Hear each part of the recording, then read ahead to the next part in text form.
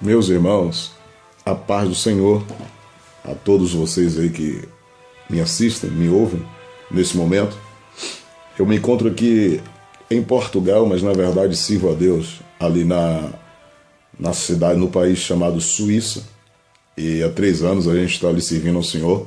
Sou pastor presidente da Igreja Evangélica Ministério Emanuel, ali com sede na cidade de Yverdon, na Suíça, e com filial na cidade do Rio de Janeiro, onde meu irmão, pastor Celso, ele dirige, pastor Celso Santos, mais precisamente na cidade de Itaguaí, e outra filial lá em Geneve também, na Suíça.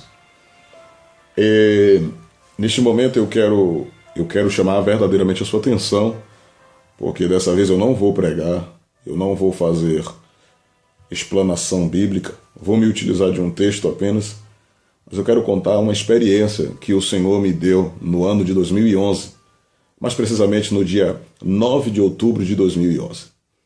Mas antes de tudo eu queria ler com você o texto que se encontra no livro da Revelação, Apocalipse, capítulo de número 21 e o versículo de número 4. Você que tem sua Bíblia aí, acompanhe esse texto. É muito interessante que você veja, que você participe comigo, porque o que eu vou contar, eu sei que com certeza a sua vida vai ser mudada. Você que tem um ministério, você que é missionário, pastor, você que tem um ministério de Deus na sua vida e está em atividade e não sabe muito bem por que acontecem determinadas coisas na tua vida, na tua igreja, no teu ministério, eu quero expor aqui para você algumas coisas que talvez esclareça você e que você vai ficar mais ciente de quem é o seu Deus, de quem é Jesus Cristo, através de uma experiência que o pastor Sérgio Júnior, esse que vos fala, teve. O texto, Apocalipse capítulo 21, verso de número 4, assim está escrito: e lhes enxugará dos olhos toda lágrima, e a morte já não existirá. Já não haverá luto, nem pranto, nem dor, porque as primeiras coisas passaram. Eu vou repetir. E lhes enxugará dos olhos toda lágrima, e a morte já não existirá. Já não haverá luto, nem pranto e nem dor, porque as primeiras coisas passaram. Amém? Queridos, para quem não me conhece, é uma rápida apresentação. Eu sou pastor aqui lá na Suíça. Eu estou, na verdade, aqui em Portugal, no quarto de um hotel. Amanhã eu vou estar ministrando em uma conferência, em uma assembleia geral de uma convenção. E eu queria aqui expor, eu tive essa oportunidade porque o nosso dia a dia é muito corrido e eu estou com a dívida com Deus, então eu quero pagar aqui. Que dívida é essa? É que o ministério de um pastor, o ministério de um itinerante, ele é recheado de experiências espirituais, de experiências com Deus no ministério.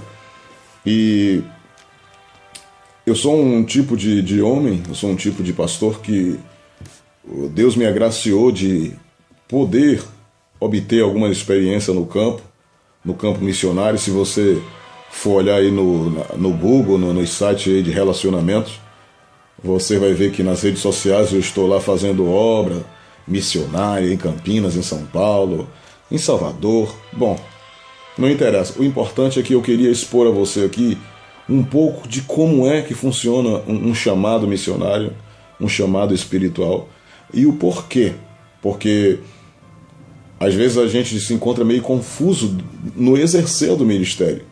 Às vezes a pessoa, o missionário, o profeta, o pastor, a missionária, o diácono, o presbítero, o evangelista, ele está em uma missão, ele não consegue compreender bem o porquê desse chamado. No ano de 2011, eu tinha recém-chegado da Suíça. E eu passei o mês de setembro, outubro, novembro e dezembro em Salvador, na Bahia, Brasil. Mas antes de eu vir para a Suíça no ano de 2011, em janeiro de 2011, Eu tive as experiências em 2010, 2009, 2008, em Goiás, em Minas Gerais, no Rio de Janeiro, no interior de São Paulo. E a mais dolorida foi no interior de São Paulo, onde eu tive que perder meu emprego, sair da Petrobras, trabalhava com meus tios, parentes meus, trabalhando dentro da refinaria em Paulínia. E eu não entendi muito bem o porquê que Deus permitiu eu sair de uma área que eu estava subindo para o de cadeiraria, onde eu ganharia muito bem. Já estava, na verdade, ganhando melhor. E de uma hora para outra o meu exame deu errado. E eu fui reprovado, e a Petrobras ela é bem exigente na questão da saúde do trabalhador, e eu fui reprovado.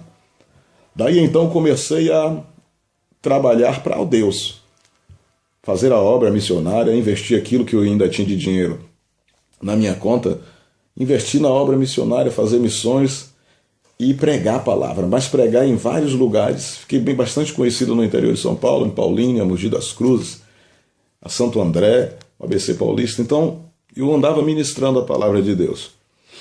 E na cidade de Cosmópolis, aonde eu tenho os pastores que levantou o meu ministério, que me separou, me levantou para o evangelista, depois para o pastor. Esse ministério que é presidido pelo pastor Manuel Venâncio e Elias Calisto, são os dois homens de Deus que o Senhor utilizou na cidade de Cosmópolis para levantar a minha vida, levantar a minha história e levantar o meu ministério. E nesse período que eu vivi na cidade de Cosmópolis, o Senhor deu experiências para mim inenarráveis. Mas perceba, essas experiências me fez ficar mais maduro na presença de Deus. Essas experiências me fez suportar muitas dores. E eu tive vezes de sair da congregação depois de ministrar a palavra e o céu descer na igreja. E está aquele Pentecoste e minha alma regozijada, meu espírito em júbilo pela presença de Deus, né? Pela graça de Deus nas nossas vidas e ali assim expandida na igreja. Então é uma coisa muito linda, muito bonita de se ver e de dizer, poxa, Deus é fiel, Deus cumpriu a sua promessa na minha vida, Deus ele fez coisas lindas na minha vida. Então eu guardei no meu memorial histórias gostosas, mas também histórias muito dolorosas. Nesses dias que eu saía daí para pregar, sem ter um centavo no bolso, eu questionava a Deus o porquê que a obra dele era tão desvalorizada. Por que a gente jejuava, consagrava e nada, as pessoas pareciam que não davam valor. Então assim, o sofrimento no ministério, o sofrimento no campo missionário, fazendo a obra, me trouxe certas dores e também uma grande dose de bálsamo, uma grande dose de unção de Deus, unção de resignação, de resistência, de perseverança, porque o ministério não sobrevive apenas de palavras, o ministério ele sobrevive de experiência espiritual com Deus, joelho no chão, experiência e chamado mesmo do Senhor para com nossas vidas. Mas o que eu quero falar com você aqui é sobre a data de 8 de outubro de 2011. Essa data eu preguei Gênesis 41, 44. Quando Deus exalta a vida de José dentro do Egito, e ao ponto de Faraó dizer para José, olha só que hoje eu estou lhe dando o Egito nas suas mãos e que nenhum homem vai levantar nem os braços nem as pernas aqui no Egito, se você não me autorizar. E Faraó ainda diz mais, eu só serei acima de você alguma coisa no trono. Você vai dominar tudo aí. Aquela parte que você já conhece, sobre Deus exaltando José como governador no Egito e dando a ele sandália, anel, colar e roupas de linho fino. E eu preguei essa mensagem em uma cidade onde a pastora, o pastor, e eu não vou dizer o nome por questão de ética, havia me prometido certa quantia, havia me prometido vender alguns DVDs meu. E como eu tinha recém-chegado da Suíça, estava pregando nas ilhas, pregando em cidades do interior, em vigílias, que eu sempre amei ministrar em vigília, Eu estava muito feliz e pensando, eu vou fazer o que Deus quiser, Deus vai ver o que Ele vai fazer aí. Irmão, preguei, passei do horário, 45 minutos, ela me pediu o microfone, tudo bem, passei o microfone, foi uma benção, um galpão enorme. Eu penso que eu nunca preguei para tanta gente como tinha naquele galpão naquele dia. E tinha muita gente mesmo, eu fiquei muito feliz. E eu disse, amém, amém. Quando chegou no final da vigília, a pastora me chamou e falou, olha só, aquilo que eu prometi para você eu não posso cumprir, não pude cumprir. Me dá o número da sua conta para ver se eu ponho uma oferta para você depois. E aquilo me doeu o coração porque eu não tinha um dinheiro de transporte para voltar para casa. E eu estava bem distante de onde eu moro, uma cidade distante, que eu não quero dizer o nome, por questão ministerial mesmo, não vale a pena. Mas eu cheguei em casa, pela graça e misericórdia de Deus que me trouxe até Salvador, até minha residência. E eu tinha pregado no sábado à noite, e amanheceu o dia, era domingo de manhã. E nesse domingo de manhã era o dia 9 já, o dia 9 de outubro de 2011. Eu cheguei em casa nesse 9 de outubro, deitei na cama e muito triste mesmo, porque eu disse, poxa Jesus, o Senhor me levou para a Suíça, o Senhor soprou meu nome naquele país. E agora o Senhor me traz para Salvador de novo. E eu estava próximo a casar, porque eu casaria no final do ano. E nessa data de 9 de outubro, esse domingo, eu muito cansado, muito triste, eu deitei na cama para dormir. Me lembro que eram umas 9 para 10 horas da manhã quando eu consegui chegar em casa. E dormi bastante. E só levantei em torno de 2, 3 horas da tarde. Levantei e fiquei pensando, mais tarde eu vou para a igreja, porque era um domingo, e como meu pai é pastor em Salvador, eu disse, eu vou na igreja lá que meu pai é pastor. Só que pensei comigo, meu pai vai me botar para pregar. Bom, eu vou dormir de novo, vou comer alguma coisa, vou dormir, e mais tarde eu vejo se dá para eu ir, ou se não dá para eu ir, se dá para eu não ir, se eu não vou. E fiquei, irmão. Dormi e esperei o que ia se suceder. Esperei o que ia acontecer. E como eu não tinha muita perspectiva de ir para esse culto à noite, fiquei pensando. Comi alguma coisa, me deitei de novo. E tive um trabalho para pegar no sono de novo, mas estava muito angustiado, o coração muito triste mesmo, decepcionado com o ministério que Deus me deu, a chamada para pregar.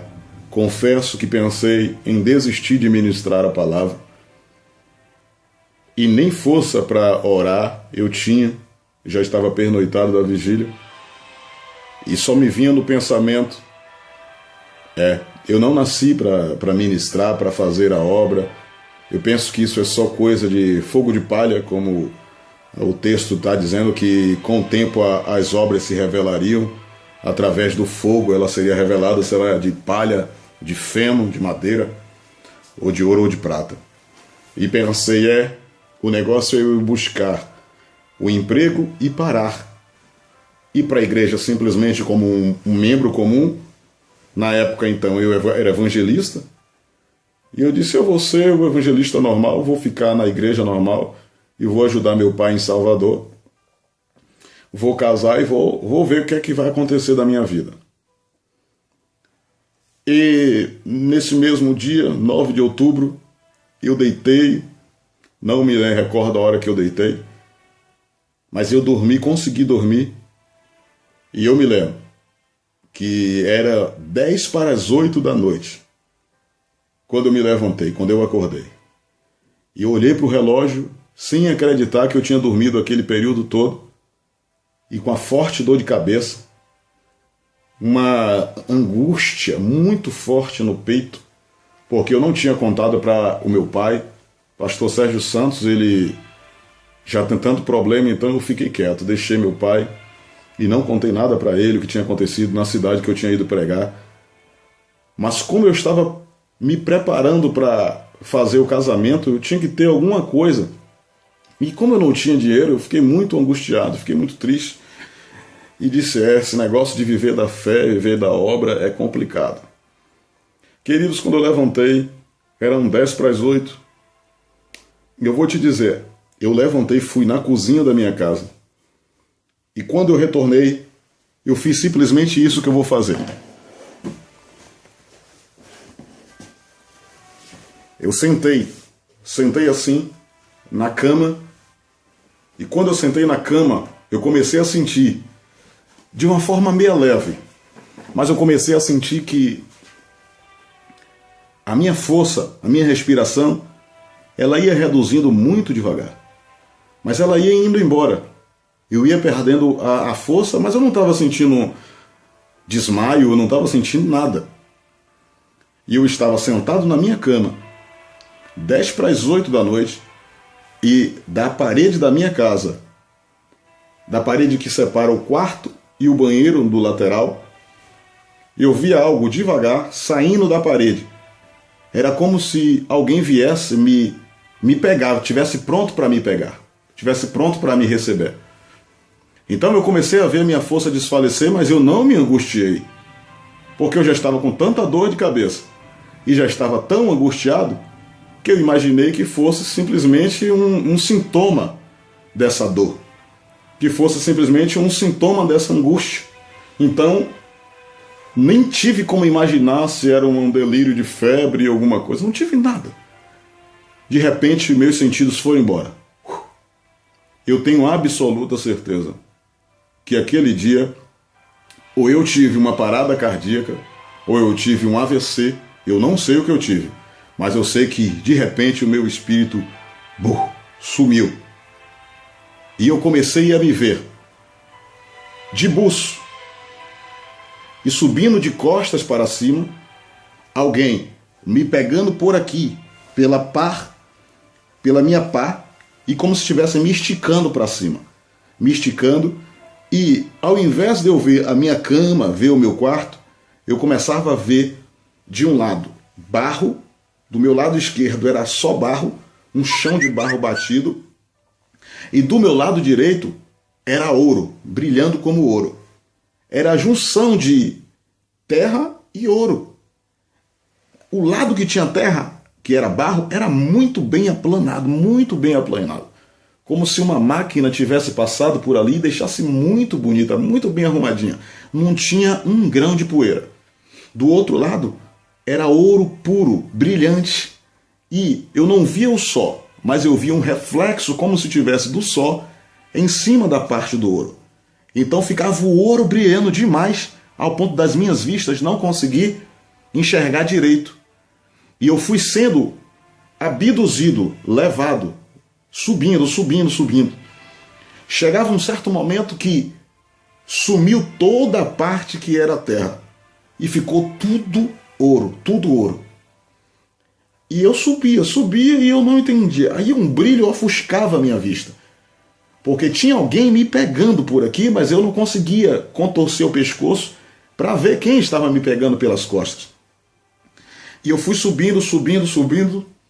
Chegou um determinado momento que eu já não ficava mais de buço ou de rosto para baixo, mas agora eu ficava de pé e alguém me segurando, me sustentando por aqui, por debaixo, pelas minhas duas pá, esses dois ossos que a gente tem aqui nos braços, alguém me sustentando com a mão só.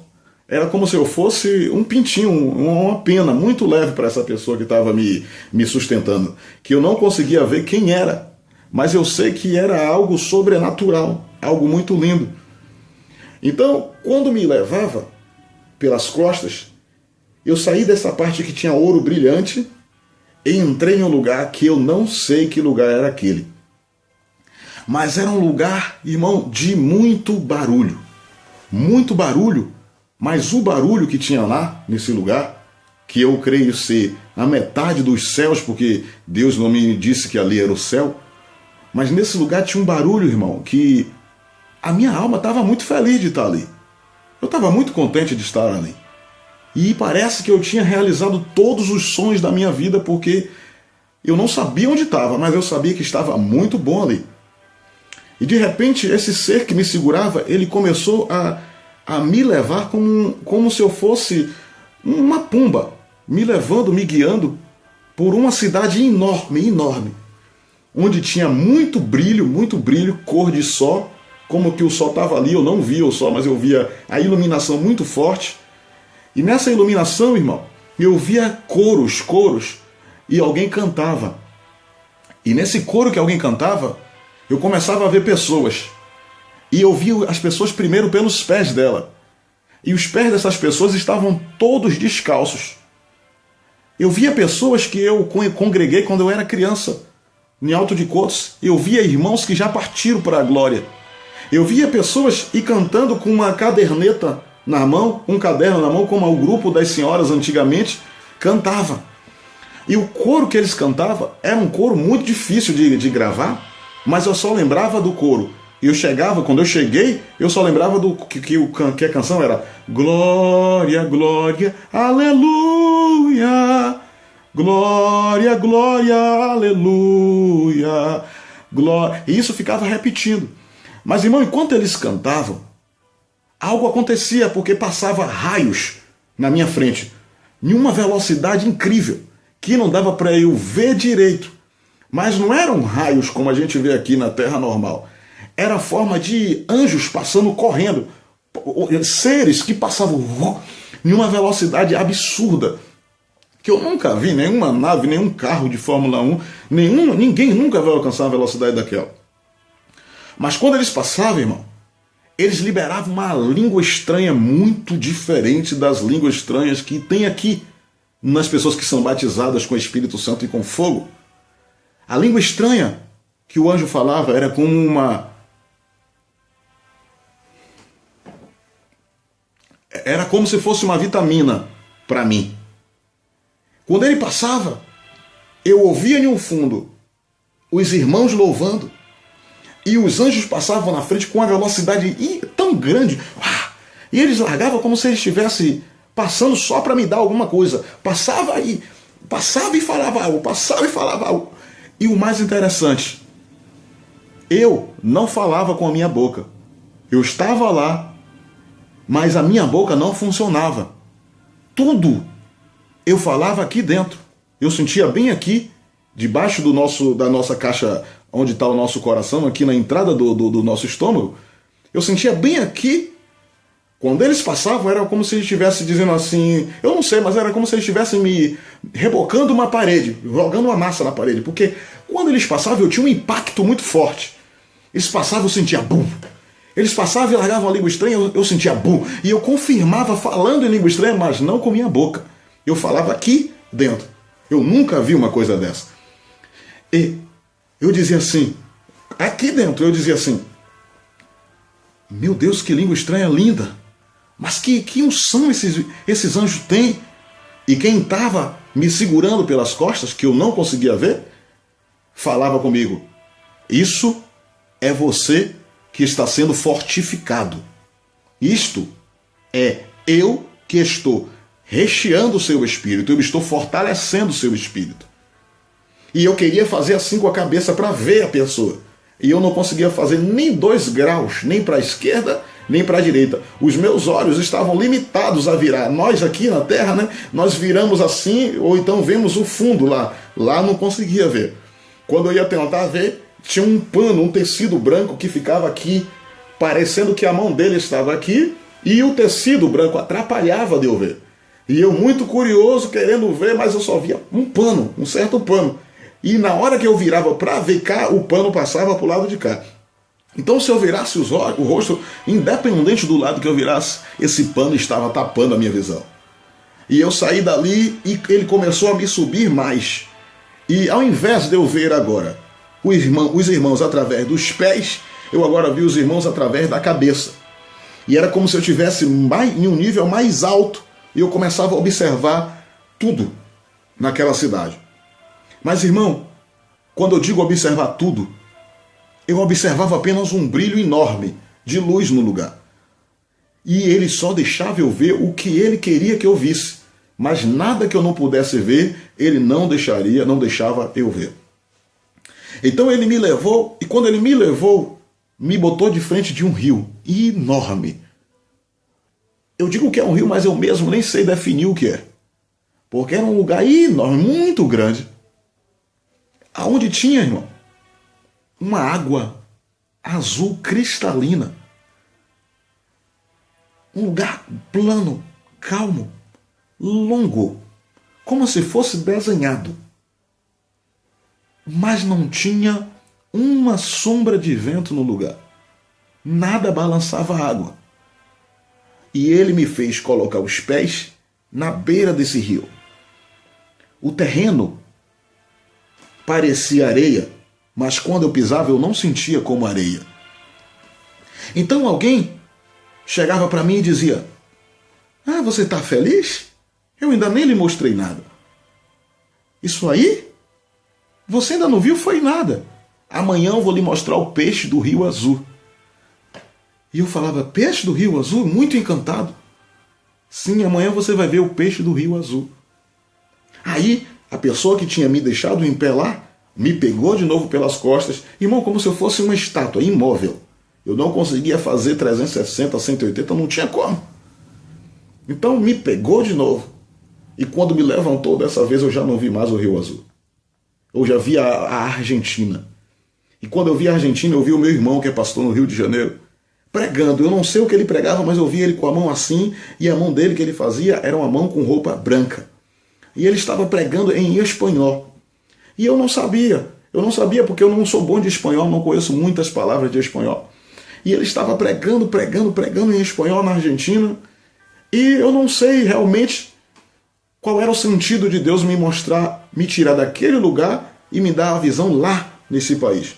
O meu irmão foi para a Argentina, passou 3 meses lá. Depois que Deus me mostrou o meu irmão, Deus me mostrou um grupo onde estava meu pai, minha mãe, minha família. Eu não consegui ver minha família inteira, até porque é uma família bem grande. Mas eu via meu pai, minha mãe, minhas irmãs, algumas de minhas irmãs, e via na frente a minha irmã mais nova, que é a Denilma. Só que a minha irmã não era batizada com o Espírito Santo. E ela falava uma língua, irmão, muito forte, de muita autoridade. Uma língua que eu não tinha visto ainda na terra.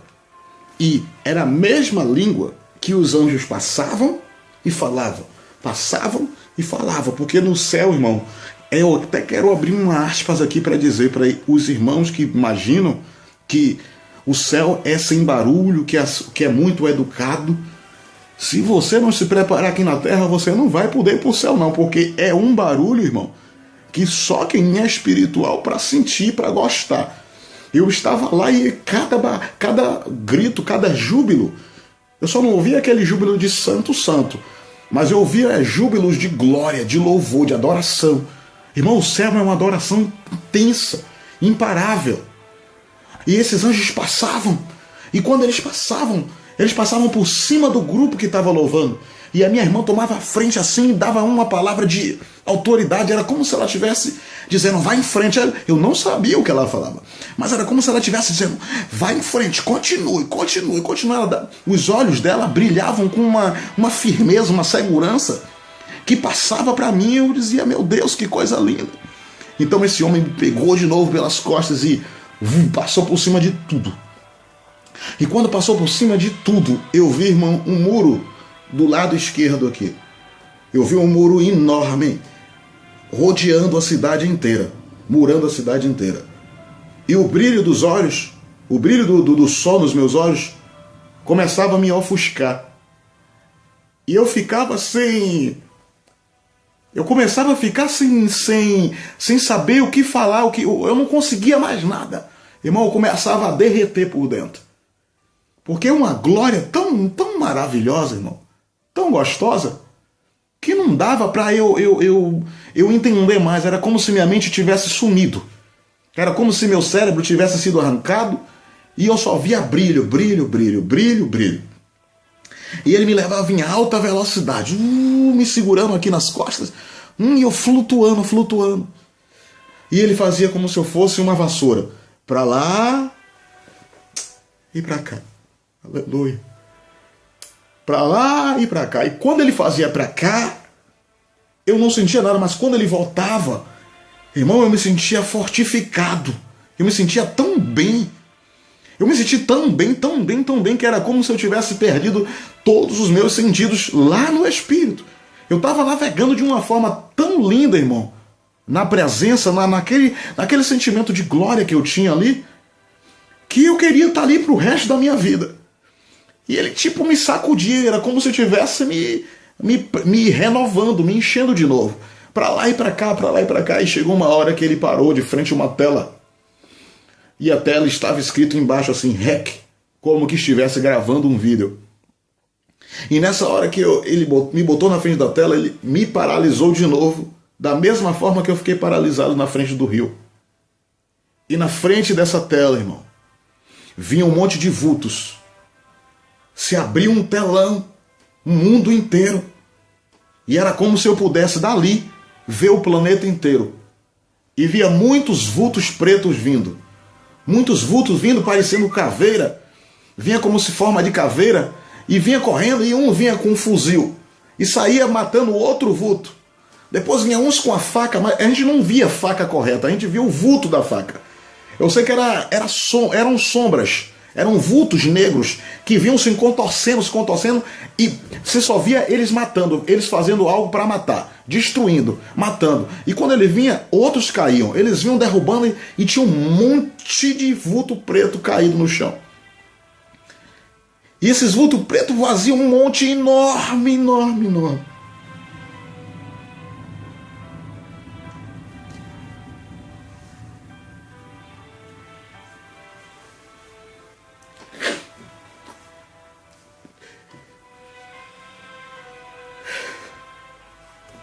E eles não paravam de matar. Eles não paravam de destruir.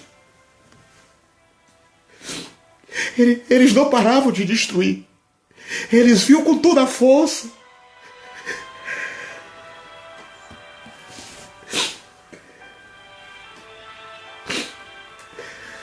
Eles não paravam. E eles não se conformavam enquanto eles não matavam. E batiam, até aquele que estava parar de se balançar. E quando parava de se balançar, eles iam e vinha mais. Irmão, em alta velocidade. Era como se você visse todas as pessoas que estavam morrendo naquele momento. No mundo inteiro. Todos os vultos, todas as almas que estavam morrendo. E eu pensei comigo, por dentro de mim, será que ali é o inferno? E aquela voz falou aqui para mim, não, aqui não é o inferno, isso não é o inferno. E de repente, irmão, ele me permitiu, ele levantou um pouco o lenço, a aba do seu vestido. Ele me permitiu ver. E tinha uma cadeira, irmão, uma cadeira do lado esquerdo, aonde a tela estava aqui na minha frente. E ele me permitiu virar algum pouquinho para o lado esquerdo. E do lado esquerdo tinha alguém sentado na cadeira. E eu não conseguia saber, eu não sei quem é que estava sentado na cadeira. Mas eu via.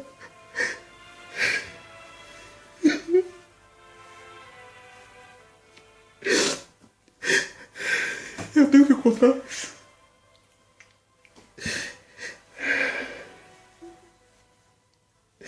Jesus me ajuda.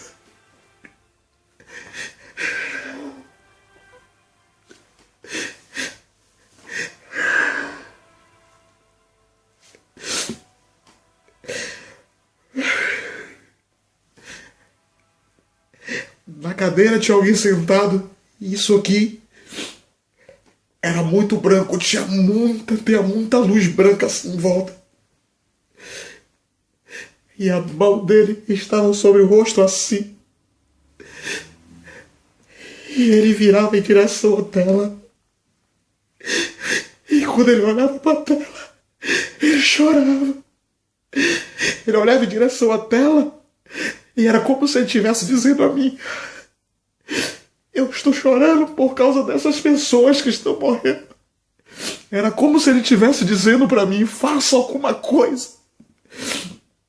Irmãos, ele estava me dizendo que aquilo não estava agradando ele, que eu tinha que fazer algo, que eu tinha que fazer alguma coisa para mudar a história. E ele começava a chorar. Mas o choro dele, irmão, ele fazia... Era um choro comprimido, irmão. Era um choro retraído. E a tela saiu da minha frente. Como se alguém tivesse tirado da minha frente com ira. Como se eu estivesse fazendo tudo errado. Como que eu fui levado ali? Para reformar o meu ministério. Para me ensinar que o objetivo do chamado de Deus era resgatar vidas, almas. E enquanto eu estava fazendo de outra forma, achando que estava fazendo certo, aqueles vultos estavam matando muitas almas. Tinha muita gente morrendo. Eu me senti cobrado. Eu me senti, irmão, como que eu estava olhando para a minha vida pessoal, estava olhando para a minha história, que eu tinha sofrido muito. Eu estava olhando demais para o meu umbigo e pensando: quando que Deus vai mudar a minha história? Quando que Deus vai fazer isso na minha vida? Quando que Deus vai me exaltar, como os irmãos dizem aí hoje? E eu tinha esse pensamento, eu tinha esse espírito de que Deus ia exaltar meu nome, minha vida, meu ministério. Ele fez, ele tem feito isso. Mas isso estava mais entregado em mim do que o amor a vidas. E na hora que aquela tela saiu da minha frente com velocidade, eu voltava a ver o brilho no rosto, o brilho do sol no meu rosto, mas eu ouvia que ele continuava chorando. E esse choro, irmão, eu ouço até hoje. De repente, eu olhando para aquela cena dessa pessoa chorando, sentada na cadeira, eu estou vendo como se eu estivesse na galáxia, voando, como você vê ali nas reportagens que a NASA envia e tal. Mas eu vinha descendo por muita bola de fogo subindo, muita bola de fogo. E eu pensava aqui dentro de mim: isso deve ser a oração dos irmãos que está subindo, a oração dos crentes. E aquele que estava me trazendo, me levando, me disse assim, falou comigo aqui, disse: não, isso aí são almas que, através do choro daquele que está ali sentado no trono, ele conseguiu resgatar, ele conseguiu trazer para cá. Então isso são almas salvas. Os vultos que você viu caindo são almas que estão morrendo. E os vultos que você viu matando são demônios se incorporando em almas para destruir, para matar, para tirar a vida. E eu vim descendo, um monte de bola subindo, e eu passando por dentro dessas bolas de fogo, bola pequenininha de fogo subindo, e a velocidade aumentou. Quando eu vim cair para a terra de novo, eu estava sentado no mesmo lugar que eu tinha sido tomado. Só que não era mais 10 para as 8 da noite do 9 de outubro de 2011. Já era 10 para as 8 da manhã do dia 10 de outubro de 2011. Ou seja, já era 10 para as 8 da manhã de segunda-feira. A porta da minha casa estava aberta. Ninguém entrou. A janela do meu quarto estava aberta. Ninguém entrou, ninguém saiu, nem entrou, nem mexeu. Eu fui para o fundo, as luzes todas acesas, e eu estava sentado da forma que eu fui tomado. Ou seja, de 10 para as 8 do dia 9 de outubro de 2011, até 10 para as 8 da manhã do dia 10 de outubro de 2011, eu não passei na terra. Imagine que todo esse tempo, ou seja, 12 horas de relógio, eu passei sentado, o meu corpo sentado na beira da cama. Irmão, e quando eu voltei, que eu olhei para o relógio, eu pensava que eu estava lá no céu ainda, porque era um horário muito distante do horário que eu fui tomado. Era noite quando eu fui tomado. E eu não estava deitado na cama, eu estava sentado. Então eu saí disparado pela rua. E saí pregando para desviado, saí falando para todo mundo, volta para Jesus, volta para Jesus. E um irmão disse, não, irmão, você foi arrebatado, isso é normal, já aconteceu já com muitas pessoas. Calma, você foi... Eu estava muito nervoso, eu queria ganhar todo mundo para Jesus, eu queria pregar e para todas as almas aceitar Jesus naquele momento. Irmão, o sentimento que eu voltei para a terra, eu não sou mais a mesma pessoa. No dia 9 de outubro de 2011, o pastor Sérgio Júnior foi transformado em uma nova pessoa. Eu tenho certeza que o dia 9 de outubro de 2011 foi o dia em que estava marcado para eu morrer. Mas Deus aproveitou a experiência e me levou para que eu entendesse o que é ministério verdadeiro e qual é o desejo dele de verdade para a igreja.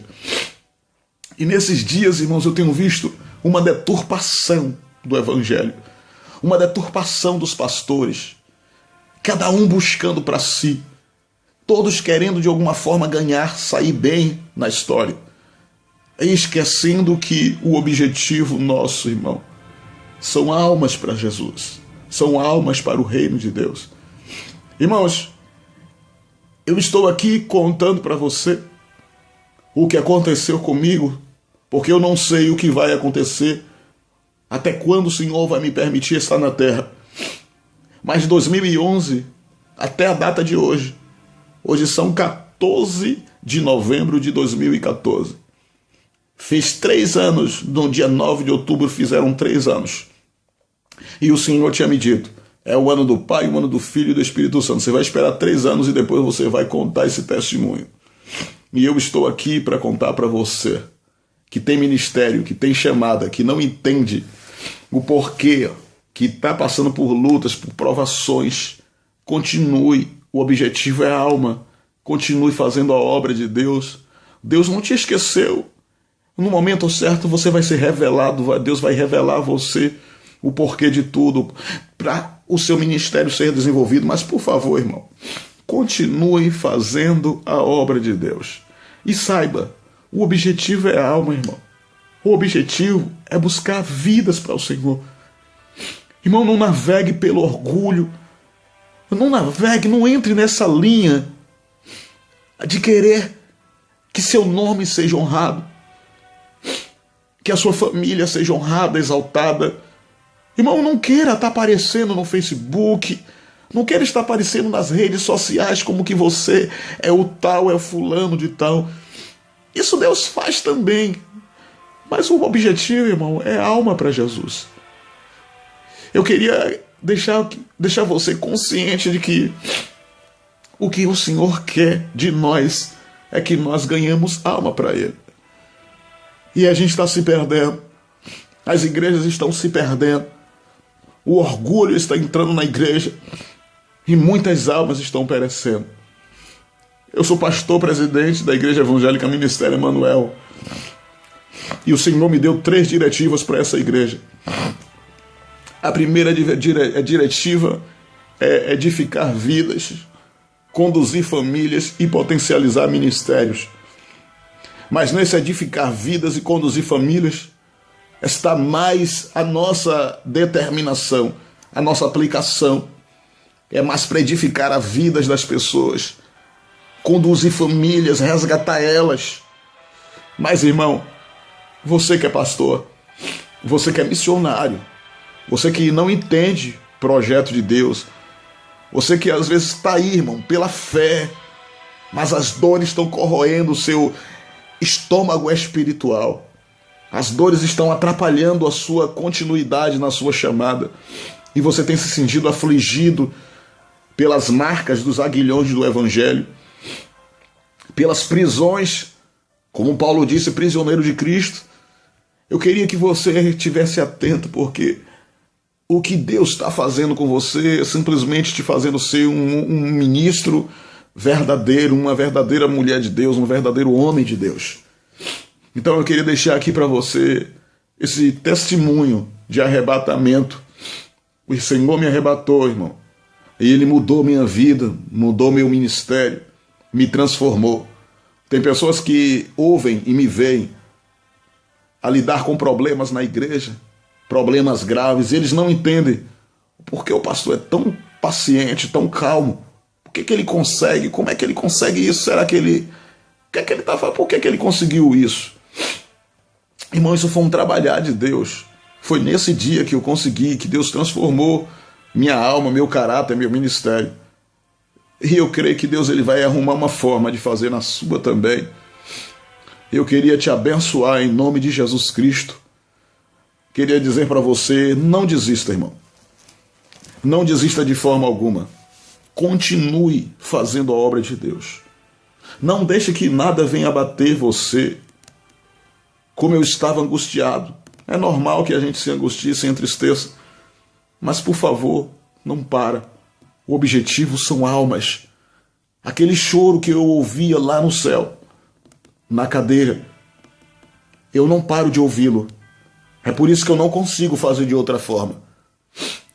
Então, que o Senhor continue abençoando sua vida, te dando força, te dando resignação para resistir esses dias que são maus. Os últimos dias que a igreja está vivendo são dias calamitosos, dias que as intempéries têm tomado conta, derrubado muitos pastores, dias onde a apostasia se aumenta a cada dia, mas também são dias em que o Senhor preparou para resgatar almas, e Ele vai usar você, Ele vai usar a sua família. É você que Ele está procurando, mas Ele quer de você uma renúncia. Deixa Ele trabalhar na sua vida. Deus abençoe você. Vamos orar. Potentíssimo, eterno e poderoso Deus, eis aí, Senhor, os teus filhos, eis aí, Senhor, o teu povo. Meu Deus, em nome do teu Filho Jesus Cristo, eu quero te agradecer, Senhor, por ter me concedido esse espaço, para que eu pudesse, Senhor, contar a minha história. Meu Deus, em nome de Jesus, eu te agradeço por tudo. Meu Deus, instrua este moço, instrua essa moça, esta jovem, esta senhora, que faz a tua obra, Senhor, e talvez esteja angustiada, talvez esteja, Senhor, com o coração dolorido, sem entender, Senhor, o porquê de tanto sofrimento, de tanta amargura. Meu Deus, em nome do teu Filho Jesus Cristo, Senhor, abençoa, Senhor, instrua, esclareça, meu Pai. A tua palavra nos diz, Senhor, que tu esclarecerá. Então, Senhor, eu te peço, esclareça teu filho, a tua filha. Abençoa ele, meu Deus. Em o nome do teu Filho Jesus Cristo. Amém.